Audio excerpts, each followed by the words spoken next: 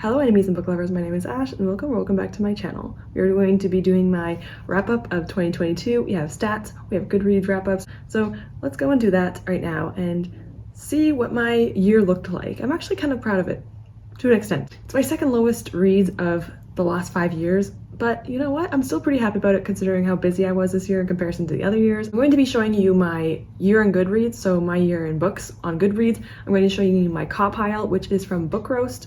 Thank you to G. She does this like every year and I'm really excited about doing it this year because in 2023 it looks even better. So I'll be going to that right now and see what my year looked like in 2022. So first we're going to start off with my year in books on Goodreads. So in my year of 2022 I read 30,235 pages, which isn't too bad for me. That's pretty good actually.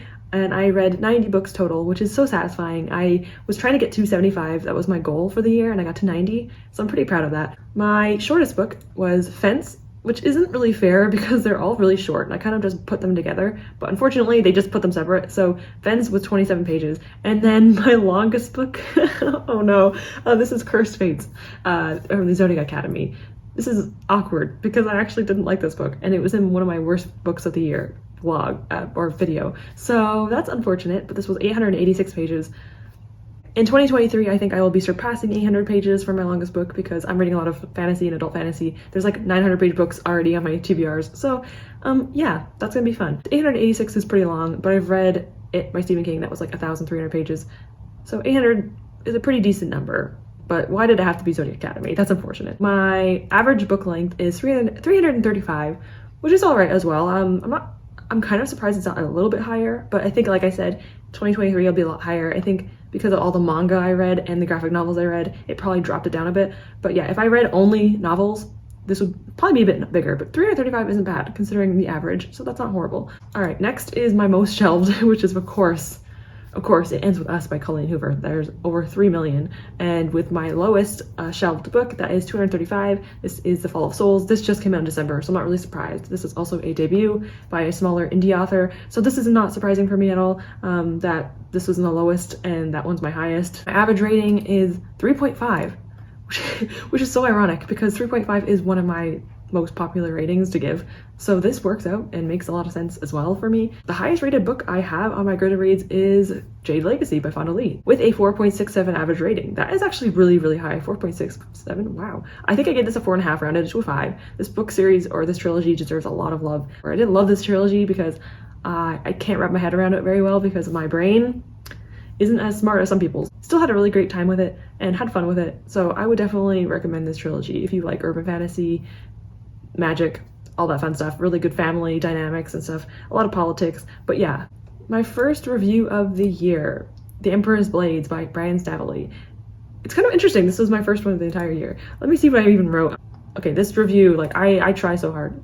This is the review if you want to read it. This is a grimdark trilogy. I believe it's a trilogy. It's a grimdark kind of like adult fantasy. I'm getting into adult fantasy more and this was kind of like a step into it, I guess. So I did like it. Didn't love this trilogy or the series, but I did like it and I really like the characters. And if you want to see my actual books, I will slowly let it go down and there you go. You can see some of the books I read. A lot of manga, a mixture of like fantasies and romances and manga and graphic novels that is kind of common for me. But yeah, this is what I read in the month of the year of 2022 and I had a good time with it. My last review of the year, which is I'm Glad My Mom Died by Janet McCurdy. Very, very well beloved book, very well written book as well. So I'm hoping that in 2023 I will also have a successful year and I will meet my reading goal. I hope I can at least get to 50 books, maximum 100. That would be my ideal goal, but I don't think I can get to 100. I'm reading a lot of thick books and it's very unlikely I'll get to that many books. I think I will reach more pages read though, but probably not as many books read. If you want to see my previous years, I will quickly just go over my previous years so you can see how many pages I read and my books I read. So that is 2021. This will be 2020. 2020 was my lowest rated year. That was a hard year for me. 2019 is my second highest in regards to that. Look, I read 1,325 page book. That's pretty crazy. That's pretty crazy.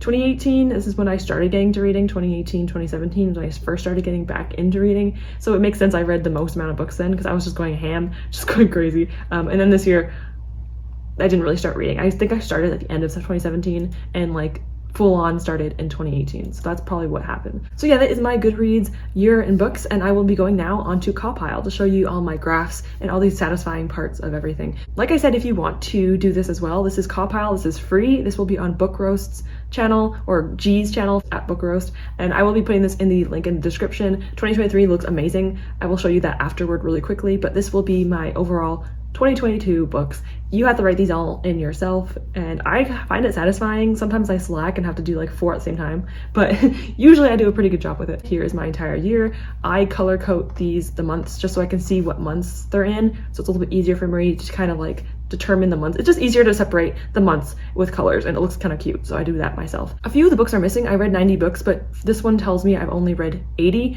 but I also think that that's because I didn't really include every single volume of like Fence and stuff like that, so that might be why it doesn't really count. For my books read per month, I read the most in April. That was during, I think there was a readathon. I forgot what readathon it was. I think it was the Aurelium, which is also from Book Roast. She also does a readathon every once in a while, seasonally, so look forward to that if you want to. I think it's in April as well. April, then the second in October, and then December. My lowest, it was September. I think I was going through my depression then, so my depression kind of like fluctuates, and I was really bad near the end of the year, and I think it was September.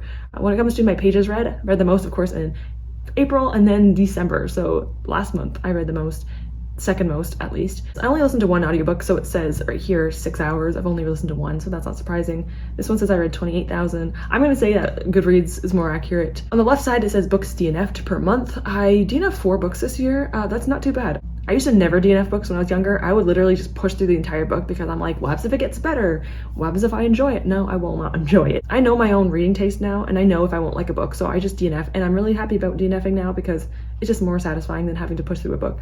The only time I ever listened to an audiobook was in December, and that was I'm Glad My Mom Died by Jeanette McCurdy. That's the only time I read an audiobook. Don't really listen to audiobooks personally. I think I want to try getting more into them. I usually just can't focus, so that's why I don't really do it very often, but hey, maybe that'll be different this year.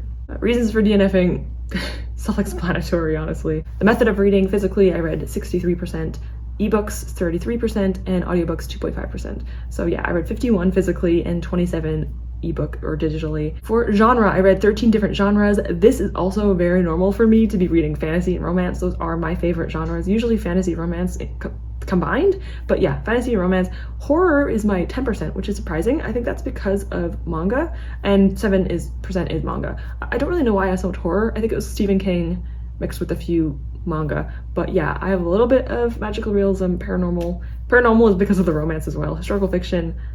Yeah, everything is just small amounts. Fantasy and romance are my biggest, with 28% being fantasy and 20% being romance, and then sci-fi, manga, horror are like my other few, and then paranormal. For book length, a lot of them were 150 to 200 pages. This is probably because of manga again. 350 to 400 is my second, and then 350 is my third. 550 to 600 though is my fourth, which is actually pretty good. Like I said, I think 2023 I will have a lot more like chunkier books, so this will probably go up pretty high in 2023. Book format, 52 were novels, which is 65%, manga was 16% of my entire year, graphic novels were 11%, short stories were 2.5%, and novellas were 5%. Books per publisher, I'm not that interested in the publishers. I guess a lot of from self-published, I read a lot of self-published, and Tor books. This is a manga publisher, so that's why that one is so high. But yeah, most of these are probably just there because I read a lot of the same series. So I don't think the publishers really matter for me personally, but hey, that's pretty cool, I guess. For star ratings, if you want to count half stars or full stars, they're right there. So on the left they're just full star ratings. I mostly rated 4 stars, which is 40%, and 3 stars, which is 37%. This is very normal for me as well. I give 3 and 4s pretty often, but if you look into my half star ratings, it's a lot better of a breakdown. You get 30% are 4 stars and 32% are 3.5 stars. I get 3.5 stars so often. It's like a good book, like a really good book, but nothing like great.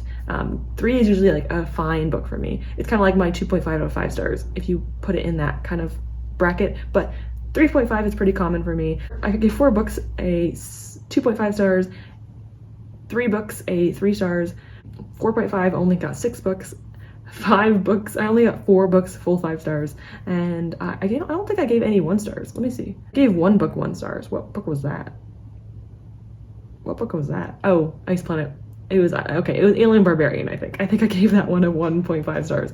Yikes. For age category, I read 63% adult, which is a lot for me. I didn't used to read adult very often, and now the majority is adult, which is pretty cool. 50 of my books were. 20 books were young adult, which is 25%, and then 6.3% was new adult. I think for these little tiny one is middle grade. Yeah, middle grade was only 5%, which is 4 books total. Publication year, we have, publication year, some people don't care. Most of the books I read were in 2021 and 2019. Yeah, I'm always in backlist books because I only got into reading in 2018, so always in backlisted books all the time. So yeah, this isn't really that surprising. I won't go over this too much because it's not that interesting, but yeah, I guess it's just cool to see what I'm usually reading, which is 2021 and 2019. I'm assuming in 2023 I'll be reading like 2022 books and 2020 books. Oh no, this is where the shame sets in. LGBTQIA plus rep present in books is only 28%, and then absent is 60%, which is just horrible. Main characters only 11%, so the main character having being LGBTQIA plus, that should be higher, personally. A disability rep is even worse, with 79% being absent and then only 15% being present, and even smaller amount is 5% being the main character.